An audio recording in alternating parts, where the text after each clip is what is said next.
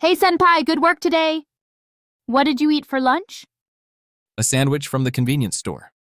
Hayato Yamaguchi, 25 years old. He works in real estate sales. He's serious on the job, but curt by nature, especially toward his junior, Kana. He's exasperated by her sunny disposition and closeness, yet part of him envies it. He can't honestly admit those feelings. He's pretty awkward. Kana Sato, 22 years old. She's his junior at the same real estate company. Bright, energetic, and friendly with everyone, but she's secretly been chasing him since college. She joined the company just because she loves being around him. She's quite impulsive. Her behavior often leaves Hayato at a loss. What? Convenience store food again? You need a proper meal or you'll crash. Kana crouches beside Hayato's desk, giving him a friendly smile.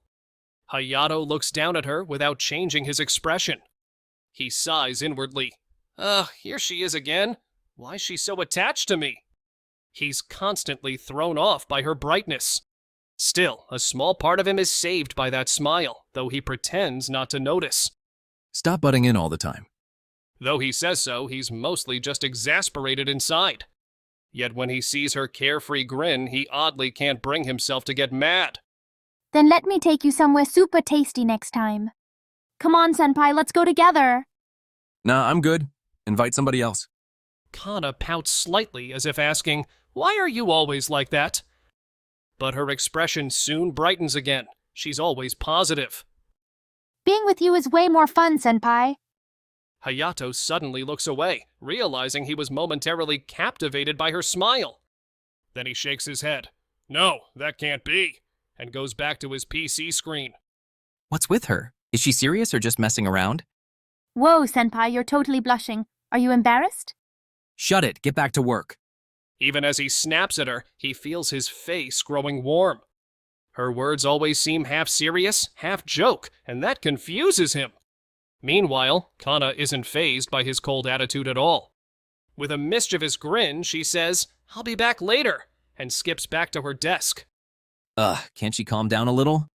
Hayato sits back with a sigh. Still, he finds himself following her retreating figure with his eyes and clicks his tongue in annoyance. It's early afternoon in the office. The morning rush has settled into a lull. He keeps organizing his documents steadily, handling work with no pause.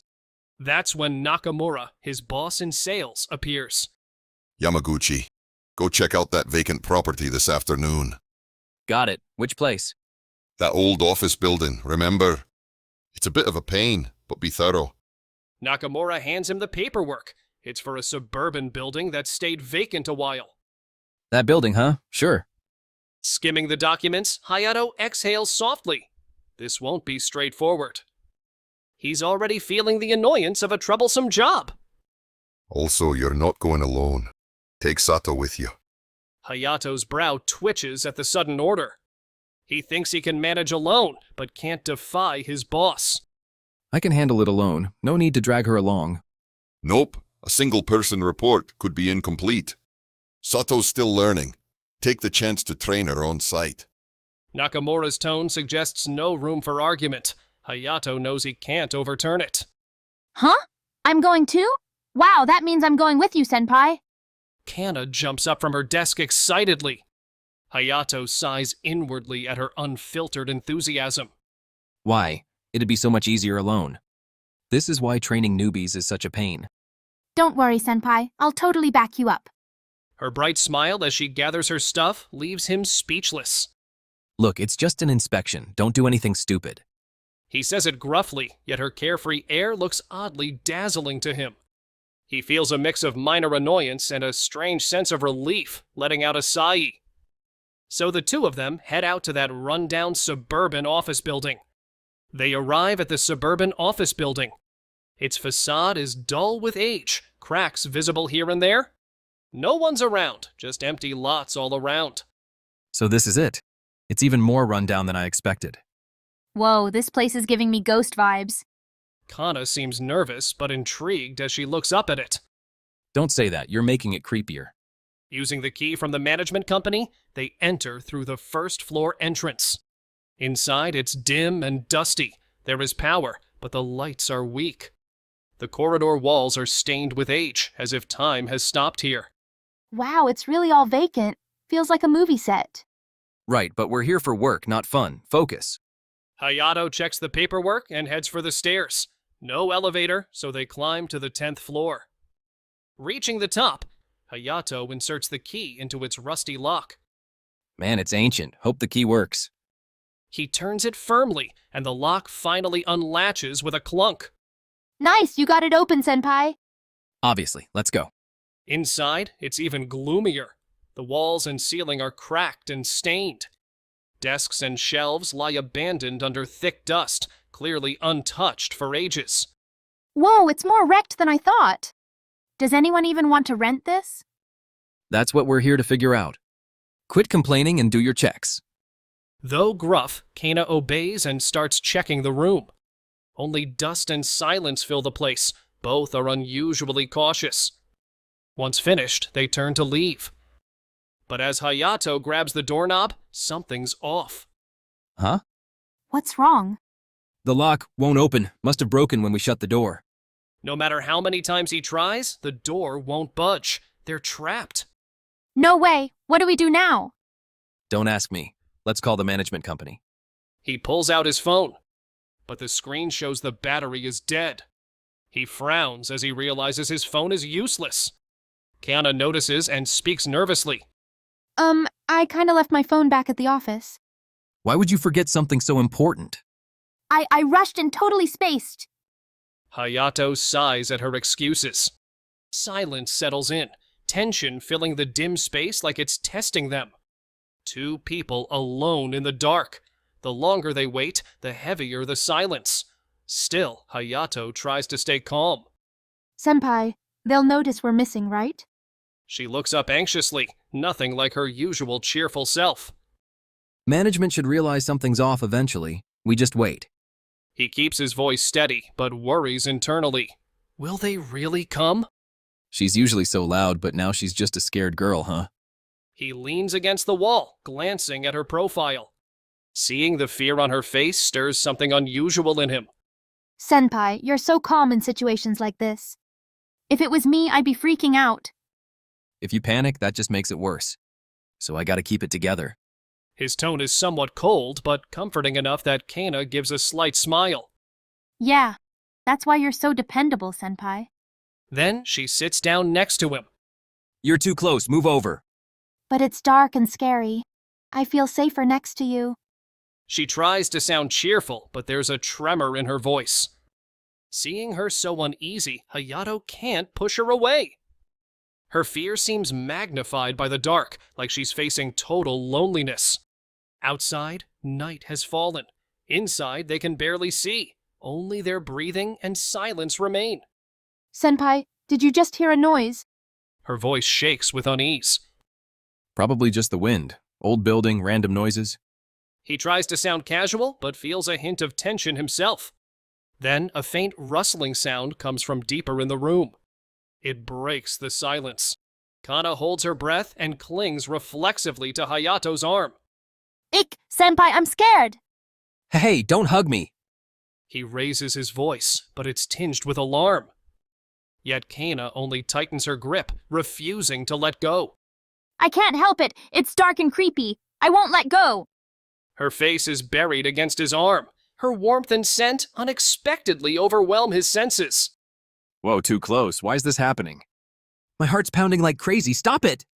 All right, calm down. There's nothing here, I promise. He says it to steady both of them. But her trembling breaths right by his ear unsettle him more. Senpai, you're sure there's really nothing? In the darkness, she peers up at him fearfully. Her eyes show anxiety, but also trust. Their gazes meet briefly. Hayato quickly looks away, but his heart races at the closeness. Why is your face so close? It's making me even more nervous. I said there's nothing. If you're that scared, then just stay there. I'm not gonna force you off me. His voice quivers slightly, so he looks away. But to Kana, it sounds comforting. Really? Then just a bit longer. She closes her eyes and holds onto his arm even tighter. His heart pounds wildly, worried she might hear it in the hush. How can I stay calm with her clinging like this? What am I doing? Her trembling subsides, and she leans against him in relief. He senses a new side of her, nothing like her office self, and it grows inside him, unbidden. Time drags in the quiet dark, tension lingering between them. Only her gentle sighs and his internal turmoil break the silence. Suddenly, they hear faint footsteps coming down the hall. Senpai, do you hear that? Footsteps. Knock it off. Who else would be in? Hello? Anyone here? They freeze, then realize it's the building manager calling out. We're saved, Senpai, we can finally get out. Yeah, thank God. Over here, the lock's busted. Got it. Hang on, let me grab my tools. Hearing that, Kana's face finally relaxes. Hayato leans on the wall, sighing deeply. Hey, Senpai, when I was clinging to you, your heart was totally racing, huh? Huh? No way, you were the one freaking out. Really? Are you sure? I swear it was pounding super fast. Kana grins mischievously at him. Flustered, he looks away. She's too sharp sometimes. All right, got my tools. Let's get you two out. With skilled hands, the manager finally unlocks the door. They're freed from their long confinement and step out into the hallway. Thanks, Mr. Manager, we were so scared. Yeah, that's rough. Getting stuck this late is no joke. I gotta replace these old locks. After the manager leaves, Kana looks up at Hayato with a beaming smile. Senpai, you looked so heroic before. You gave me butterflies like you were my knight in shining armor. Hayato is stunned. Her butterflies comment completely blindsides him. What? You're the one who got all excited. Oh, so you're not blushing right now, Senpai? She peeks at his face with a smirk, making him even more flustered. He can't hide how rattled he is by her teasing. Damn it, she's only sharp at times like this. Shut up, quit babbling, and let's just head home. Oh, don't be like that. I'll treat you to something as thanks. Gotta celebrate my hero. Stop calling me a hero, now move it. They banter as usual, sounding back to normal. But Hayato's heart is still beating faster. Outside, the night breeze drifts around them. Kana happily chats about upcoming plans, while Hayato responds curtly. Behind that brusque manner, though, he's newly aware of her presence. She's got me totally wrapped around her finger, but maybe that's okay. And so, a new chapter in their relationship begins. They tease each other constantly, but inside, they're slowly becoming something special. That's their sweet charm.